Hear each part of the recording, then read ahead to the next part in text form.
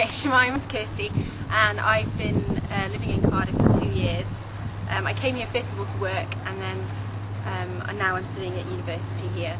There's two main reasons that I've decided to learn Welsh. The first one is because I think it's going to open up more job opportunities for me, and the second reason is that I've already had experience of learning other languages and I know how rewarding it can be.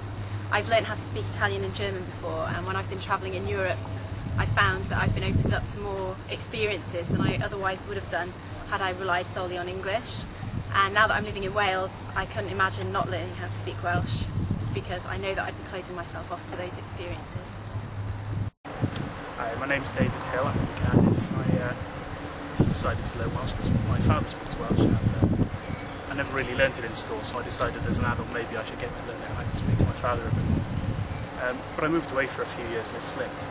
Now I've come back, I'm based in the School of Welsh at the Cardiff University, and it just helps a lot to learn Welsh, you know, when you're surrounded by Welsh speakers all the time. And it's even helped me get a job recently, and that's precisely why I want to learn Welsh. Hi, my name's Vicky. I recently moved to Cardiff to work for a company called Designate, who specialise in advertising and marketing for the tourism industry. So that's why I want to learn Welsh really. The tourism industry's got a lot of first language Welsh, and I want to be able to talk to clients and people in the industry and also work bilingually and give them the confidence that our company can do it. So I'm going to go and learn Welsh, and then I'll be able to have a good conversation with my friends in the pub and actually understand what they're talking about as well. So that's it.